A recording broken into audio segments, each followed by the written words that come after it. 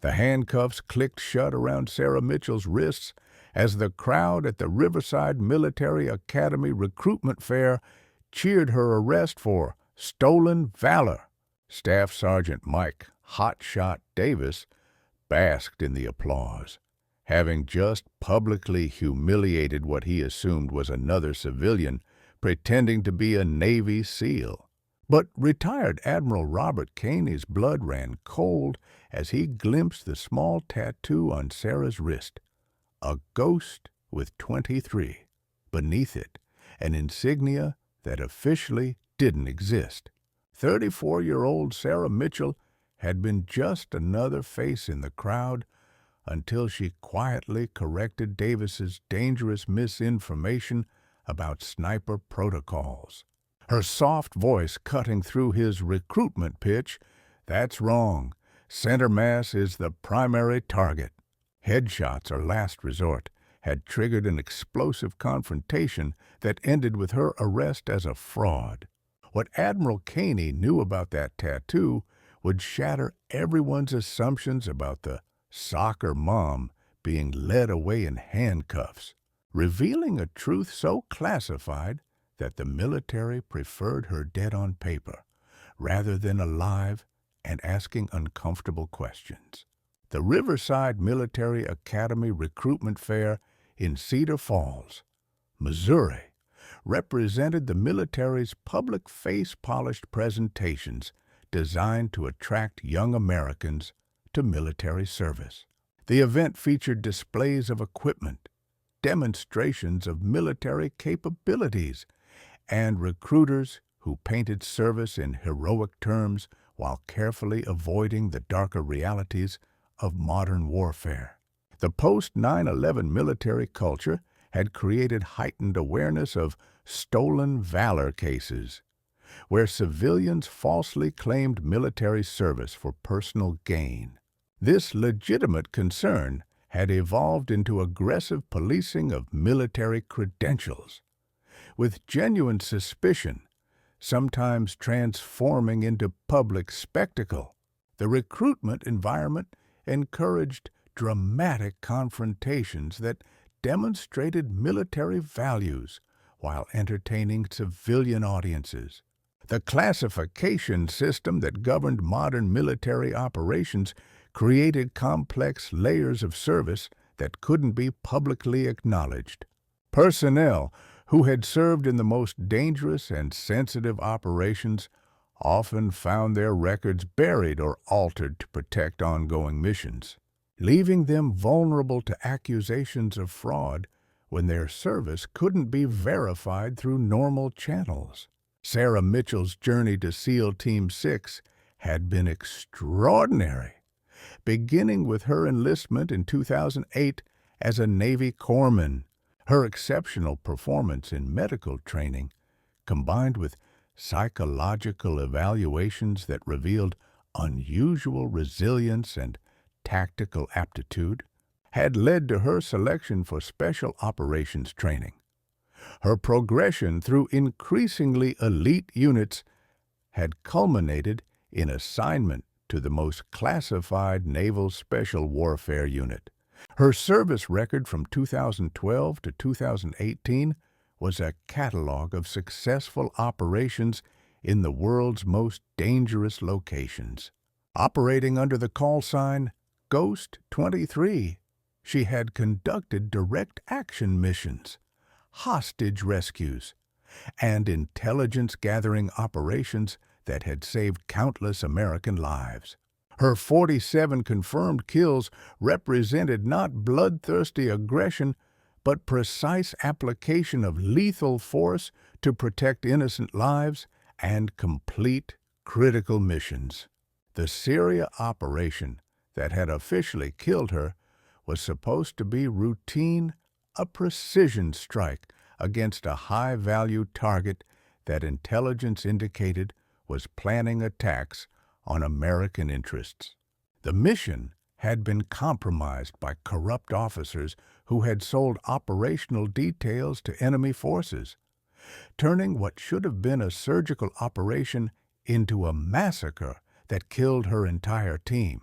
Sarah's survival had been a combination of training, luck, and the kind of mental toughness that separated elite operators from conventional soldiers. Her 18 hours of playing dead among her teammates' bodies, followed by a 40-mile escape through enemy territory, had demonstrated the psychological resilience that made her legendary among those who knew her true story. The military's emphasis on public relations and recruitment had created environments where appearance and presentation often mattered more than actual capability or experience. Sarah's civilian appearance and quiet demeanor made her an easy target for accusations of fraud, while her classified service record couldn't be used to defend her without compromising ongoing operations. The corruption that had killed her team and the institutional cover-up that had erased her existence represented systemic failures that extended far beyond individual bad actors. The military's preference for protecting its image over acknowledging uncomfortable truths had created a situation where genuine heroes were sacrificed to maintain institutional credibility.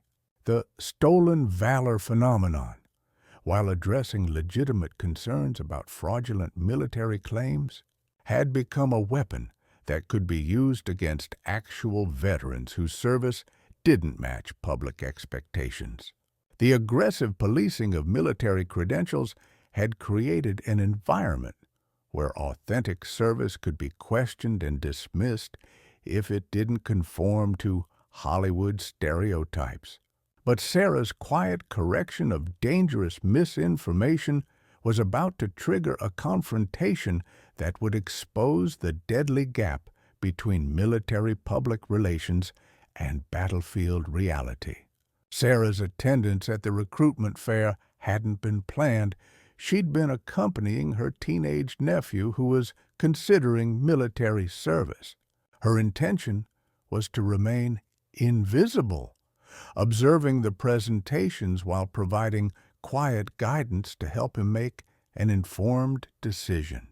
Her experience had taught her that military service could be rewarding, but that young people deserved honest information about its realities. The moment that changed everything came when Staff Sergeant Davis began explaining sniper tactics to a group of potential recruits. His assertion that snipers always take headshots for quick kills was not just wrong, it was dangerously misleading information that could get young soldiers killed in combat. Sarah's training and experience demanded that she correct this misinformation. Regardless of personal consequences, her intervention was quiet and respectful, intended to provide accurate information without creating confrontation. Her statement that center mass is the primary target and that headshots are last resort reflected standard military doctrine that prioritized effectiveness over dramatic effect. She hadn't intended to challenge Davis's authority, only to prevent potentially fatal misinformation from reaching impressionable young people. Sarah's approach to the recruitment fair had been characteristic of her operational mindset, careful observation, threat assessment, and positioning for quick exit if necessary. Her civilian clothes and unassuming demeanor were designed to avoid attention while allowing her to gather information about military recruitment practices. Her decision to attend had been motivated by concern about her nephew's future and her desire to ensure he received accurate information about military service. Her own experience had taught her that the gap between recruitment promises and combat reality could be deadly, and she wanted to help him make an informed decision. The psychological preparation for potential exposure was significant. Sarah had spent years living under assumed identities and maintaining operational security about her true background. Her presence at a public military event carried risks that she had carefully calculated and accepted for her nephew's benefit. Sarah's correction of Davis's misinformation was delivered in the same calm, professional tone she had used during countless mission briefings. Her statement was factual and precise, reflecting training that emphasized accuracy over dramatic effect. She hadn't expected the explosive reaction that followed, but she wasn't surprised by the defensive response from someone whose expertise had been questioned. Davis's immediate escalation to personal attack revealed his insecurity about his own knowledge and his need to maintain authority in front of potential recruits. His accusation that Sarah was engaging in stolen valor was both a deflection from his error and an attempt to discredit her correction through character assassination. The crowd's reaction reflected broader cultural attitudes about military service and the assumption that authentic warriors matched Hollywood stereotypes. Sarah's appearance as a soccer mom made her an easy target for ridicule, while Davis's uniform and aggressive demeanor made him appear more credible to observers who lacked military experience. Sarah's decision to remain silent during the confrontation was tactical rather than submissive. Her training had taught her that verbal engagement with hostile crowds often escalated situations unnecessarily, while maintaining calm dignity could sometimes diffuse tension. Her focus remained on protecting her nephew and avoiding exposure of her classified background. But Sarah's arrest for stolen valor would bring her into contact with someone who recognized the subtle signs that marked her as far more than she appeared to be. The arrival of military police transformed Sarah's situation from public humiliation to potential federal prosecution.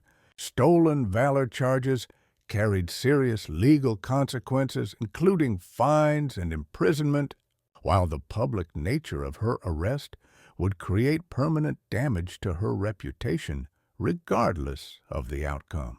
The enthusiastic support from the crowd encouraged increasingly aggressive treatment from both Davis and the responding officers.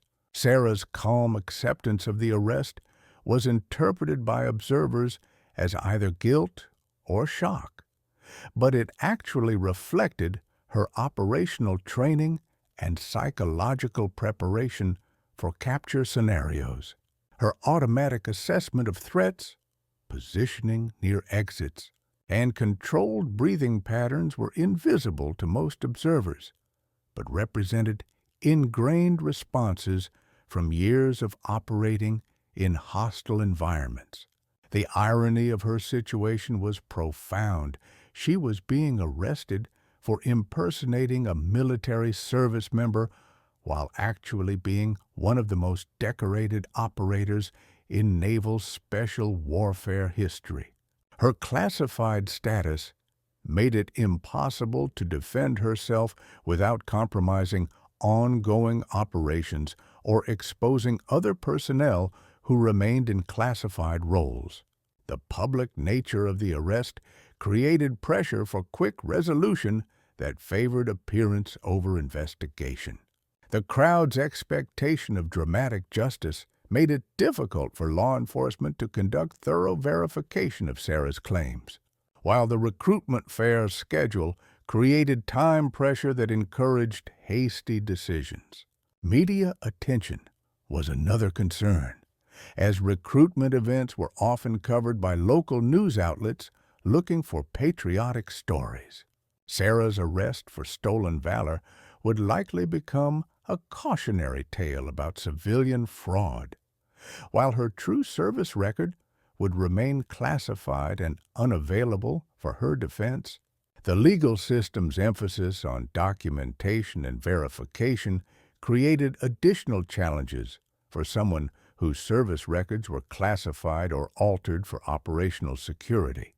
Sarah's inability to provide standard proof of military service would be interpreted as evidence of fraud rather than indication of classified operations. Sarah's response to the arrest revealed the psychological resilience that had sustained her through years of classified operations. Her ability to remain calm while facing false accusations and public humiliation demonstrated the mental toughness that had made her legendary among special operations personnel.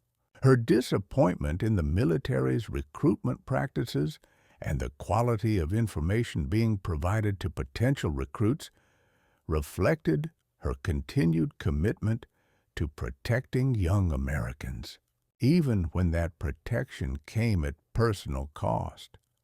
Her correction of dangerous misinformation had been motivated by genuine concern for soldiers' lives rather than personal ego. The confrontation forced her to confront the reality of her post-military existence and the isolation that came with classified service. Her official death had provided operational security, but left her without the support systems that other veterans relied on for recognition and assistance. Admiral Caney's presence at the recruitment fair represented the convergence of Sarah's past and present in ways that would expose truths that had been buried for years. His recognition of her tattoo and behavioral patterns would trigger investigations that could compromise ongoing operations while potentially vindicating her service. The classification level of Sarah's service record meant that any verification of her claims would require the highest levels of military authority. The complexity of accessing her true records would create delays that could allow false charges to proceed while her actual service remained hidden. The corruption that had led to her team's betrayal and her official death remained unresolved, creating ongoing security risks for both Sarah and other personnel who had knowledge of the covered-up operations. Her public exposure could trigger retaliation from those who had benefited from the original cover-up. And then, Admiral Caney's trained eye caught details that others had missed, subtle signs that marked Sarah as far more dangerous and valuable than anyone realized.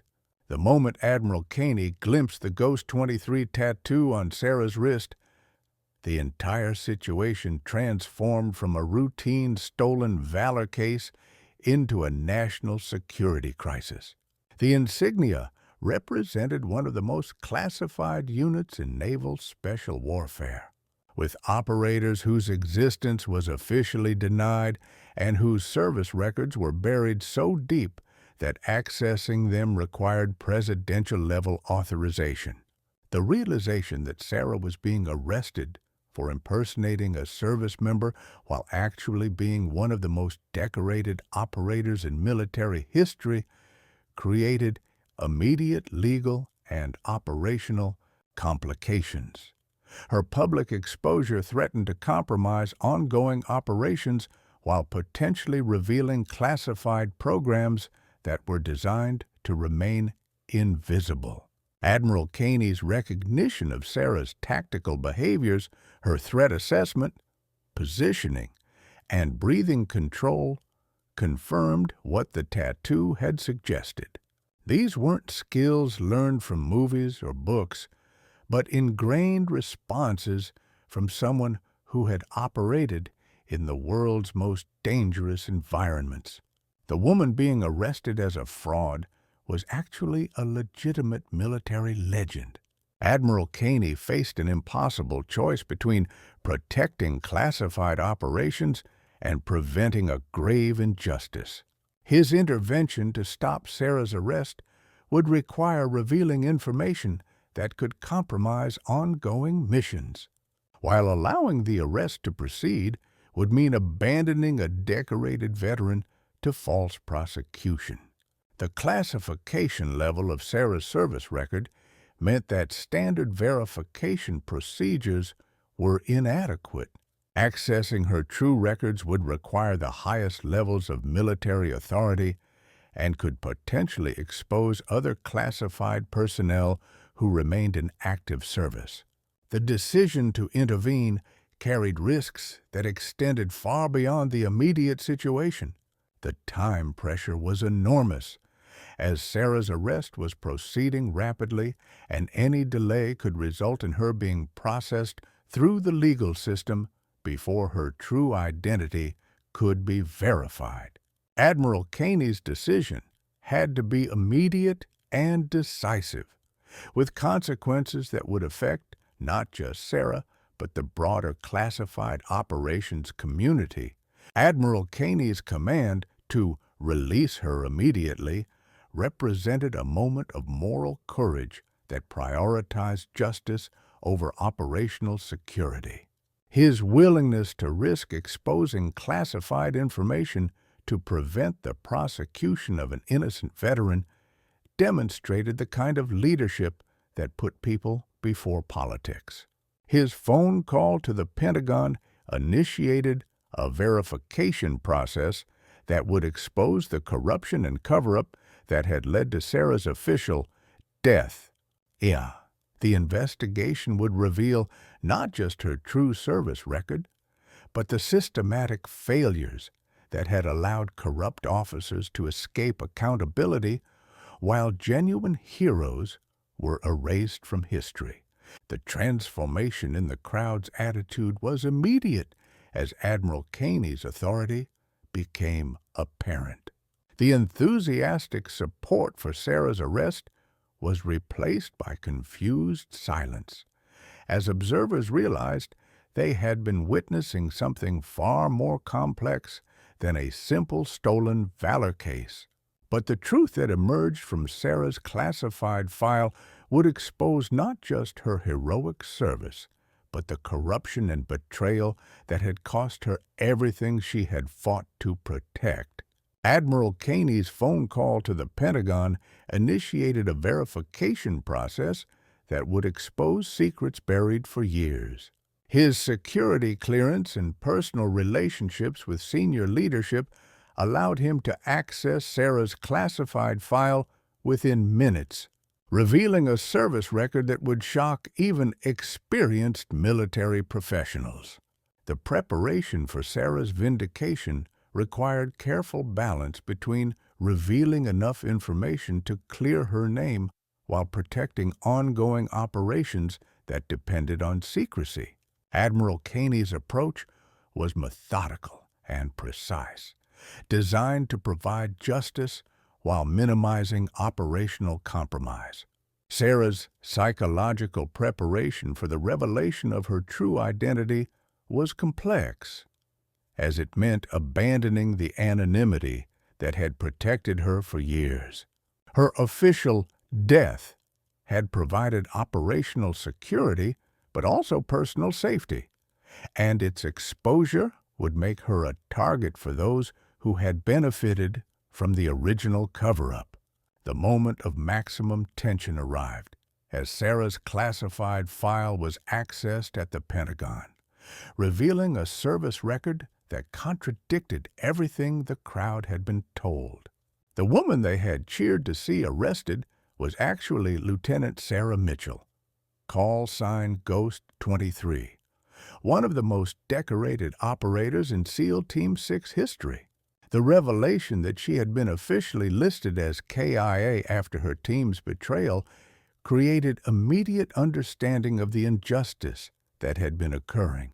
Her survival of the Syria operation and subsequent erasure from military records represented institutional failures that extended far beyond individual corruption. Staff Sergeant Davis's realization that he had been teaching dangerous misinformation to potential recruits while arresting someone who had actually implemented correct tactics in combat, created a moment of professional crisis that would define his career. His aggressive defense of incorrect information had nearly resulted in the prosecution of a genuine war hero. The reading of Sarah's classified service record was a catalog of heroism that silenced every critic. Her 47 confirmed kills, multiple decorations for valor, and successful completion of missions that had saved countless American lives created a stark contrast to the stolen valor accusations that had led to her arrest.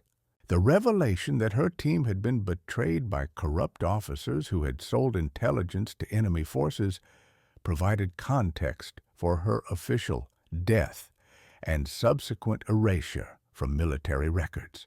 The cover-up that had followed the Syria operation had been designed to protect those responsible rather than honor those who had died. Admiral Caney's explanation of Sarah's survival, 18 hours of playing dead among her teammates' bodies, followed by a 40-mile escape through enemy territory, demonstrated the kind of psychological resilience that separated elite operators from conventional soldiers. Her ability to endure unimaginable trauma while maintaining operational effectiveness was legendary among those who knew her true story. The institutional failures that had led to Sarah's abandonment were exposed as Admiral Caney revealed how the military had preferred her dead on paper rather than alive and asking uncomfortable questions. Her inconvenient survival had threatened to expose the corruption that had killed her team, leading to her quiet discharge and record burial. Staff Sergeant Davis's dangerous misinformation about sniper tactics was revealed as symptomatic of broader problems in military training and recruitment. His insistence that snipers always take headshots contradicted established doctrine and could have gotten young soldiers killed in combat, while his arrest of someone trying to correct this misinformation represented institutional hostility to actual expertise. Sarah's response to the revelation was characteristically understated but devastating. Her statement that Davis's dangerous misinformation gets people killed and that she had corrected dangerous misinformation only to be arrested demonstrated the complete breakdown of institutional trust that had driven her from military service. The immediate dropping of all charges against Sarah was accompanied by formal apologies from both military and civilian authorities. But the damage to her faith in institutions was complete. Her disillusionment with a system that protected corrupt officers while punishing those who tried to save lives was evident in her cold response to offers of reinstatement. Admiral Caney's personal apology and offer of any position she wanted was declined with the same quiet dignity that had characterized her response to arrest. Her statement that she had lost faith in institutions that protected the guilty and punished the innocent reflected the broader impact of her betrayal and abandonment. The crowd's transformation from enthusiastic support for her arrest to stunned silence reflected the broader educational impact of the incident. The revelation that their assumptions about military service and heroism had been completely wrong created lasting lessons about the dangers of judging people by appearance. But the impact of Sarah's story would extend far beyond one recruitment fair, exposing systemic problems that threatened the integrity of military service and the safety of those who served. The investigation triggered by Sarah's case exposed widespread corruption within the military's classified operations community. The officers responsible for selling intelligence that led to her team's betrayal were finally held accountable, with several facing court-martial proceedings that had been delayed for years. The cover-up that had protected these corrupt officials was dismantled, providing justice for Sarah and her fallen teammates. Staff Sergeant Davis's reassignment followed documentation of his dangerous misinformation about sniper tactics. His case became a teaching example in military education about the importance of accurate information and the dangers of ego-driven instruction. The recruitment protocols he had been using were completely revised to ensure accuracy and prevent similar incidents. The Pentagon issued classified guidance about stolen valor investigations, emphasizing the need for thorough verification before making accusations. Sarah's case demonstrated that hasty judgments based on appearance could result in the persecution of genuine heroes whose service was too classified to be easily verified. The reforms implemented following Sarah's case extended throughout the military's special operations community. New protocols were established for protecting classified veterans who had been officially killed for operational security, ensuring they received appropriate support and recognition without compromising ongoing missions. The corruption investigation exposed systemic problems in oversight of classified operations, leading to enhanced accountability measures and protection for whistleblowers who reported misconduct. Sarah's case became a catalyst for broader reforms that strengthened integrity within the special operations community. Military recruitment training was completely revised to emphasize accuracy over dramatic effect, with particular attention to tactical information that could affect soldier safety. The dangerous misinformation that had triggered Sarah's intervention was eliminated from recruitment materials nationwide.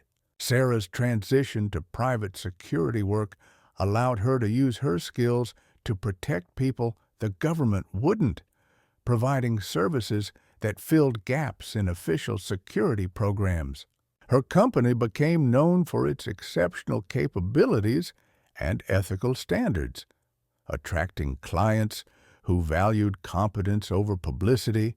Her Ghost 23 tattoo remained covered in civilian life, but her reputation within the private security community was legendary.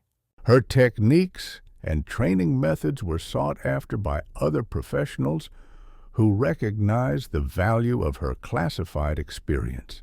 Sarah's story serves as a powerful reminder that the woman arrested for stolen valor might be the real hero whose service was so classified that her own country pretends she's dead. Her legacy challenges us to never judge a warrior by their appearance, but to respect their knowledge, because the quiet correction of dangerous misinformation might be coming from someone who has actually been there and survived what killed everyone else. Her case proves that true heroism often wears civilian clothes and speaks in quiet voices, while the loudest claims of military expertise sometimes come from those who have never faced real combat.